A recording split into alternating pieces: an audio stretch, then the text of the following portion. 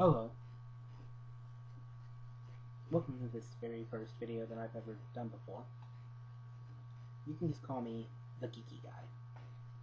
Today I'm doing an anime review on Yu-Gi-Oh! 5D's, which was requested to me by a friend to basically just watch it, and then, I decided to do my first review on it because he kind of asked me to, partially because I was like, oh, best way to do it, start off. So now,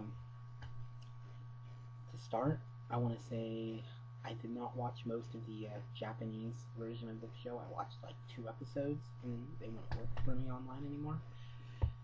So I watched most of it in English. So I watched the English dub mostly, from what I've watched so far. And when I first saw Yu-Gi-Oh! 5Ds, I did not like it at all. I was a fan of the original Yu-Gi-Oh! I didn't like it. After about the first 10 episodes, it got really good. I was very surprised, I know. Now, for those of you who don't understand anything about Yu-Gi-Oh! And don't know about it, basically it revolves around a card game that they call Duel Monsters. And it's based on ancient battles that were once waged in places like Egypt and Mexico in ancient times. Ancient Egyptians, Aztecs, all that played this game. And they played it with real monsters. And now we play it with cards. And the past comes back to haunt us of this game all the time because the stuff that they did back then that nearly destroyed the world comes back somehow, and our main characters have to deal with it and solve the problem. So that's the basic background story behind it. I'll go into a little more detail in a second, but I do want to say that in this, it's a futuristic world. They play the game on motorcycles as well as with the normal dual discs that we saw in the original. Sorry, I'm not going to explain what that is right now. Don't have time. So I'm going to go straight into the main thing. First off, you have New Domino City and then the satellite. New Domino City is where all the rich people live, and all the poor slum reject people live in the satellite, and they can't move their stuff there, but their life sucks. And that's where our main character comes from. More on that in a minute. First, I like to start stuff off by talking about the opening theme, and in this case, the opening theme in the English dub was amazing. And we're going to check it out right now. Hyperdrive is the name of the song. I don't know the name of the band. I couldn't find it, but I loved it. So yeah, let's go check that out right now, and I'll talk to you in a second.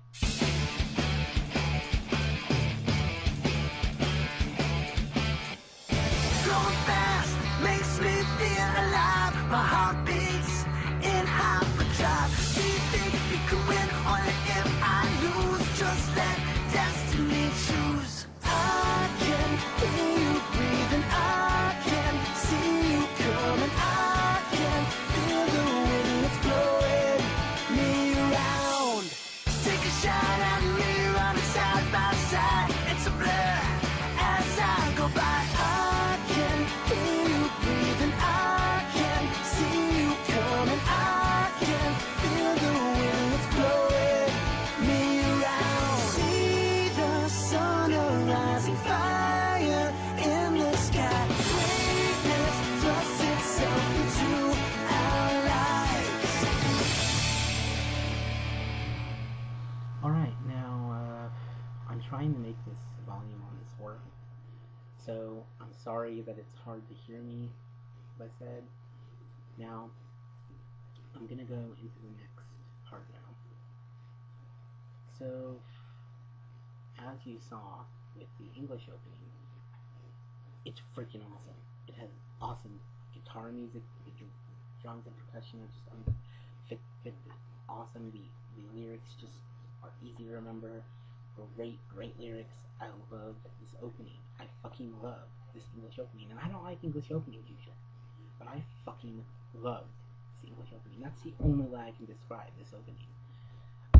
In fact, this opening, I would say, rivals the English dubbed original Pokemon opening.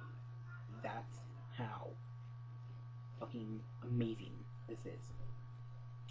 This is one of the best English openings I've ever seen on an English dub for an anime. It fucking shocked me that it was so good. I mean, it was better than the original Yu-Gi-Oh's opening, and that's pretty hard to beat, because the original Yu-Gi-Oh opening had like 4 fucking words in it. That was it. But it fucking beat him. My opinion. My opinion. No one else's opinion. But mine. You can comment or whatever on it if you want, and I don't care if you want to comment on it or not. I really don't. Not gonna lie. You didn't like it, okay. If you did, that's great. I'm gonna move on now to the. I want to do the Japanese opening. I've only seen the first one, and it was, in my opinion, it wasn't all that great. I think I'll just put a link somewhere at some point and just let you go watch it yourself if you want. But I'll say I didn't think the first Japanese opening was that great. That's the only one I ever saw. I'd give it like a B minus maybe. What did I see? English dub, I'm gonna give it an A plus, and it's great. So kudos to the English opening, and now we're gonna move on to our main point, the characters, and we've got about 4 main characters and our supporting characters. 5 main characters actually. No, 6 main characters. Okay, 6 main characters and a couple supporting characters. I'm not going to go big into the supporting characters because I don't really. They're not the supporting characters. Most of them aren't that memorable. I'm just going to talk about like the main characters. So our first main character is Yusei Fudo. Yusei Fudo is like our main character. He lives in a satellite. He illegally plays the game. He duels all the time. He built his own duel runner from Turbo Duels, and he's always being chased by security because they always want him for something, basically. And the champion of this world, named Jack Atlas, used to be his best friend until he betrayed him and stole his rarest card called Stardust Dragon, and now he wants revenge. So he plans to go to New Domino City to challenge Jack, get his card back, all that. That's his plan. So he gets to New Domino City, and he winds up getting basically his friends in the satellite get captured by one of our supporting characters who's got a bit of importance. He's the director of their city, like the head president, whatever the fuck you want to call him. And anyway, what he does is he basically says, his right hand man, his right hand man to tell you, say, by giving him a photo, he's like, you see these people in the photo, and people, of course, are his best friends from the satellite, and he says, they're going to pay for all the crimes you've committed recently if you don't enter this tournament. Because you say is one of 5 signers, and the signers are a group of people that can call upon a very powerful creature called the Crimson Dragon, and the Crimson Dragon is supposed to prevent Armageddon or some end of the world thing from happening. And within our 4 other signers, each of these 4 other signers, total of 5, control a powerful dragon monster.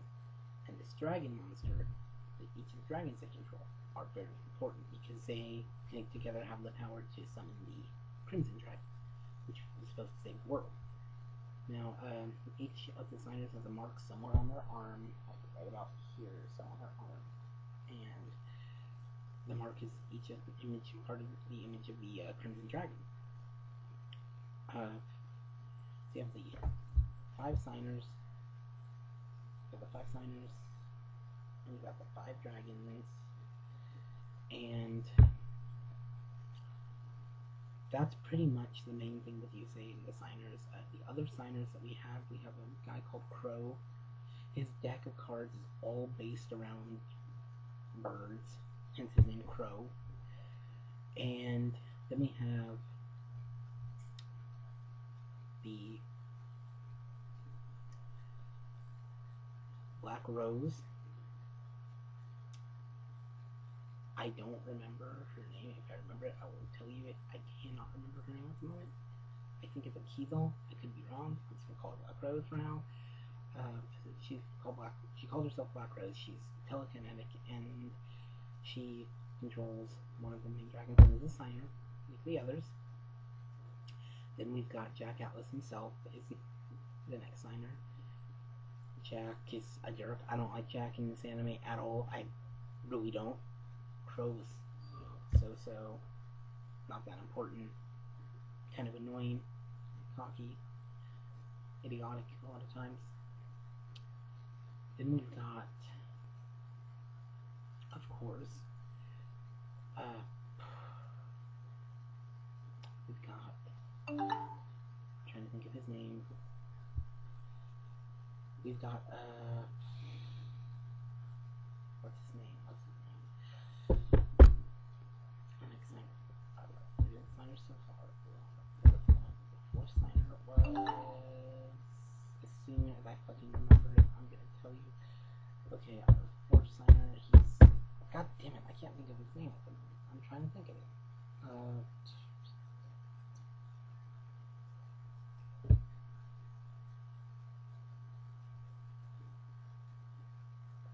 Oh, that's right. Okay, Luna. Luna's a little, like, 10-year-old girl. I don't fucking know. She's a cool girl. So my bad on me.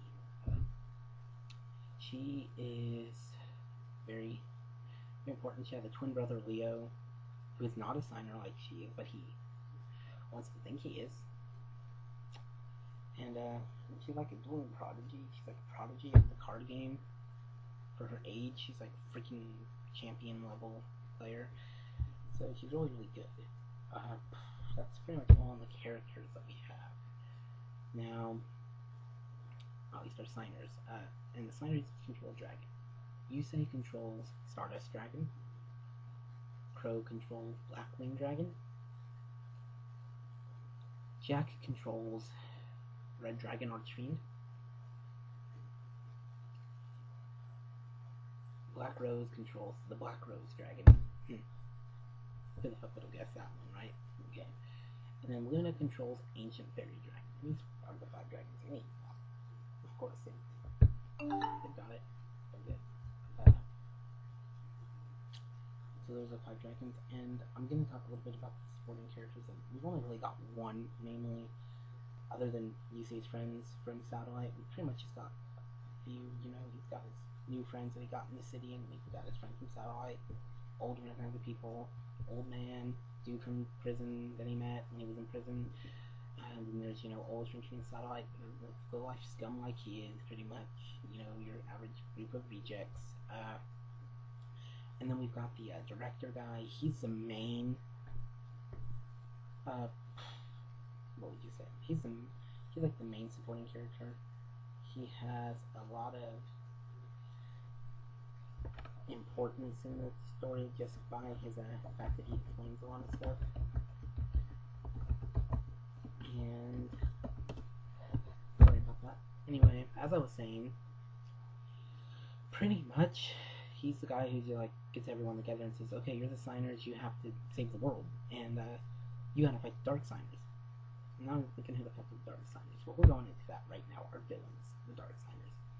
And these are just a group of people that use ancient monsters called Earthbound Immortals that were sealed away in the ground images of the Aztecs. I don't remember what they're called, but there's one for each symbol put in there. And the Earthbound Immortals absorb the souls of people. They're bad news, is basically what they are. So, you got the Earthbound Immortals, you've got this and that, you know, really bad shit happening with the main characters, basically. So you go through that. It's actually a really good story, guys. It's when you get past the retarded turbo dueling part, and just focusing on what it is, it's actually a really good story. Got really fun characters. Everyone's got to, you know, think about it now. I don't have a whole lot of time, and I wish I could make this video a lot better than it's going to be, but I don't. So I've got to basically end it here. But I'm gonna say now that this is like this anime right here is an A+ anime in my opinion. That's right, A fucking plus. You don't like it? That's bad. Now, as I said before, I'm the geeky guy, and I talk about it for all the geeks who want me to. So, see you guys later.